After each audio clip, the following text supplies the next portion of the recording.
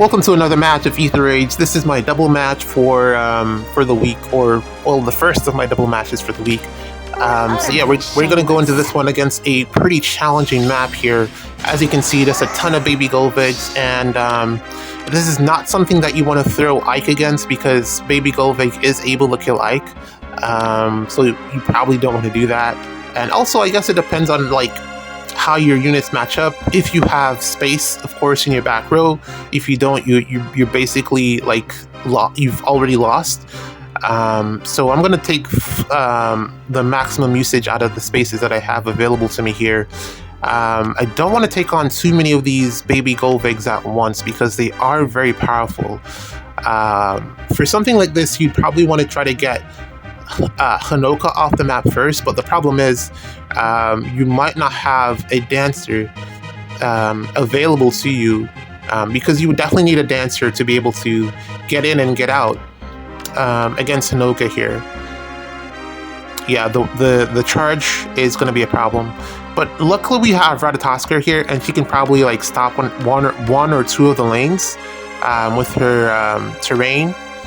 And then we'll just have to pick which one of these matchups will be the most favorable for dual Byleth here. I'm thinking we're going to take Hanoka and then one other of the Golvigs. Not this one. That one with the Flared Sparrow and Assassin's Occultist Strike is a little bit too strong. So I'm considering maybe the one beside that one or the one on the other side. Left or right of Hanoka should be the options that I select here. Maybe the left of Hanoka will be the best one to pick. I don't know, but I don't want to take on too many of these baby Golvigs at once. Watch your step. I'm planning to open up a space here and then try to player phase as many of these baby Golvigs as I can. The lane here to the right is the safest place for Yunaka since she can't get shut down in that lane, which is a good thing. But outside of that, this is tough. I'm getting not rezzed here only on the middle two lanes, which is fortunate. I have 1, 2, 3 units with fairly high res, and then the other ones I can just hide. I could probably even... No, that wouldn't work out. I think maybe if I put Plumeria into the corner here, she should be able to be... Or she should be able to avoid getting shut down by baby Golvig's effects. So that's what I'm probably going to do.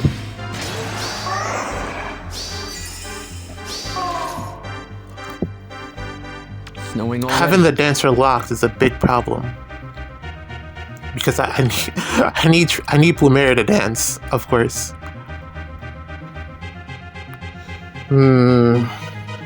I don't like this. I don't like this at all. 57 res. It makes sense to target right there. I think Plumeria should be able to survive. Taking on 3 Golvigs would be a bad idea. I think he can deal with 2, but not 3. And not this one with Occultist Strike. And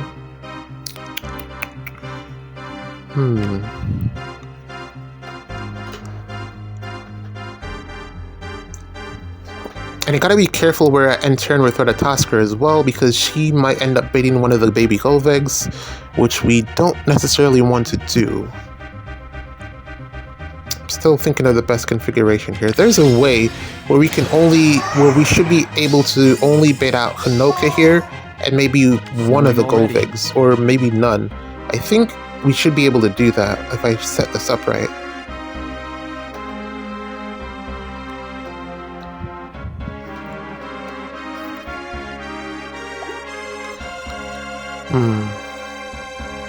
I think I got it.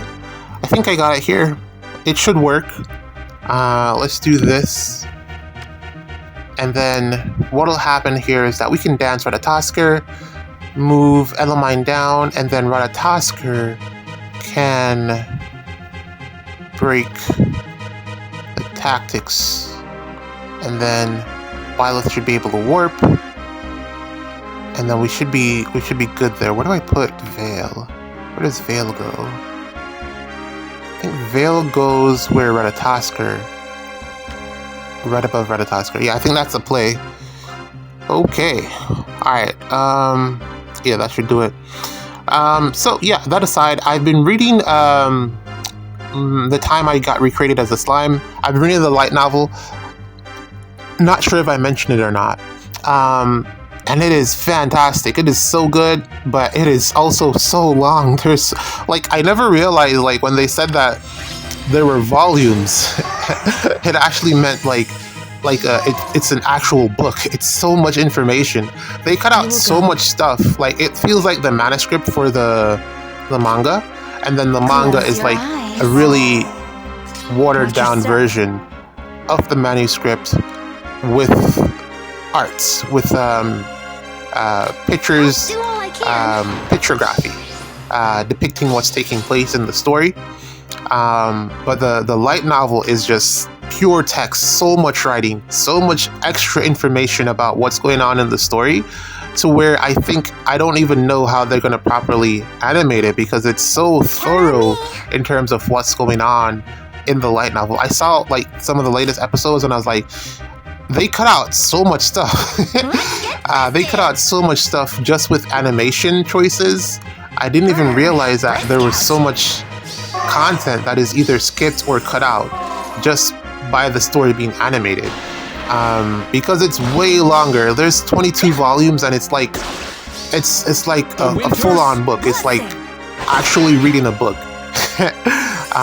But it's really good though. I really enjoy it. And I can't wait for it to be animated. I wonder how much they'll animate this season, because it's supposed to be... Ooh, that's not good. There is one too many baby Golvegs here. What I do? Where was that? I don't have enough units to take out as many baby Golvegs here as I would like to. 4 attacking. Ballas should only be able to survive 2. Barely at that. So we're gonna pick and choose our matchups here. I can do this.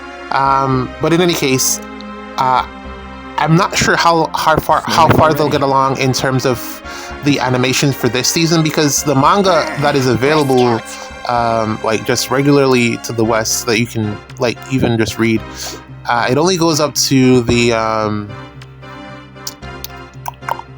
it's kind of like a tournament arc, but he built a dungeon pretty much, and it only goes up to there.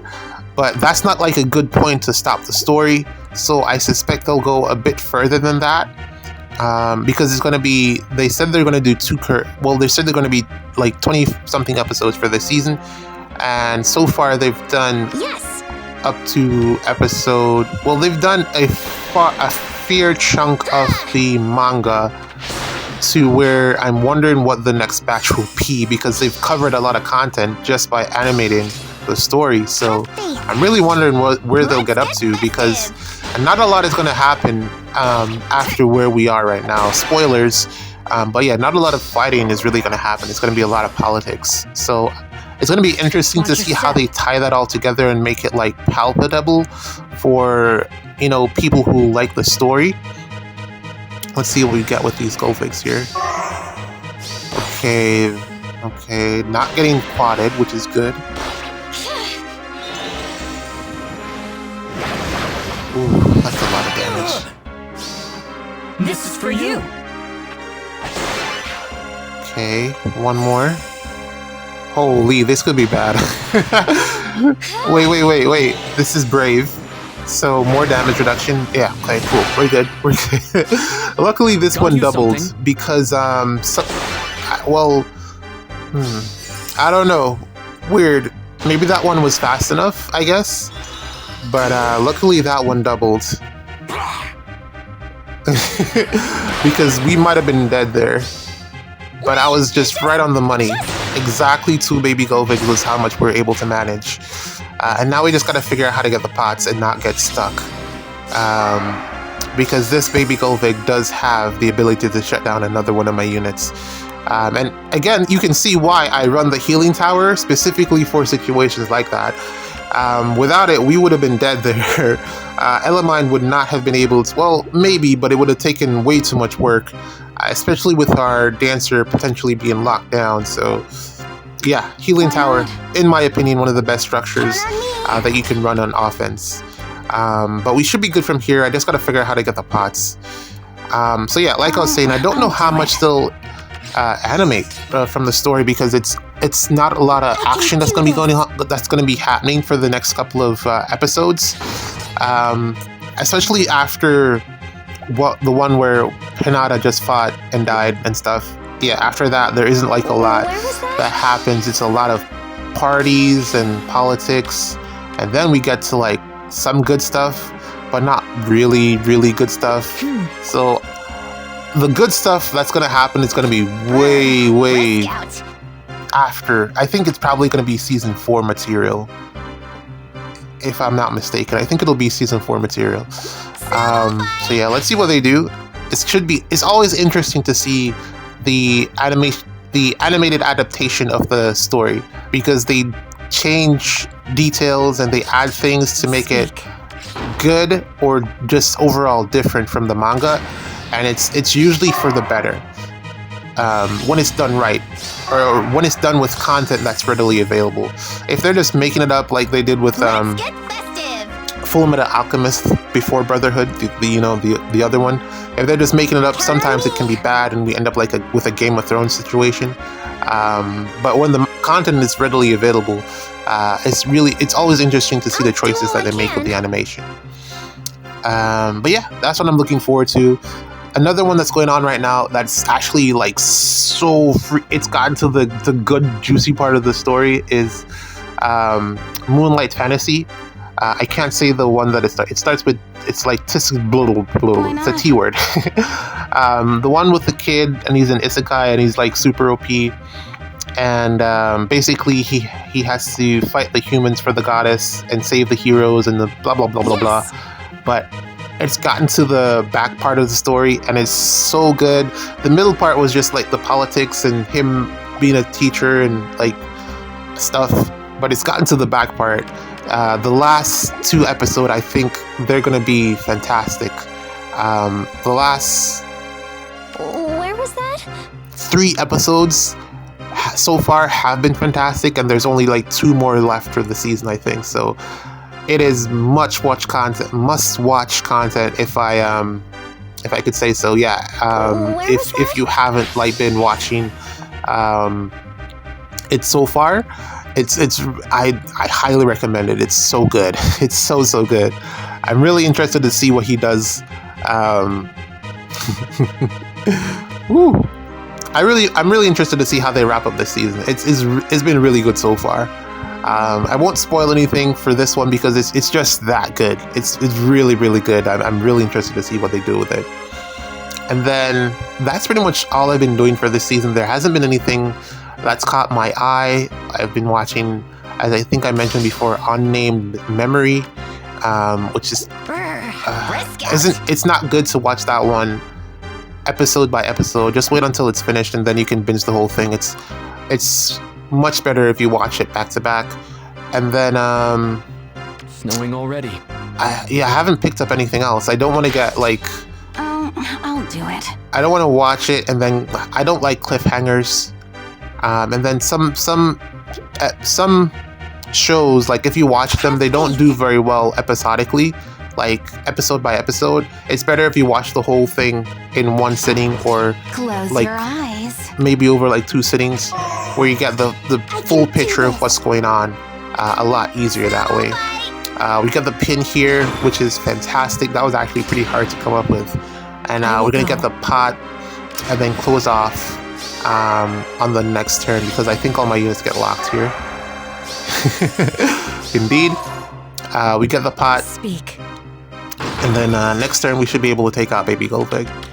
Again, this Baby Golvig is such a fantastic unit, man. That was super clutch. But yeah, not much else that I want to say.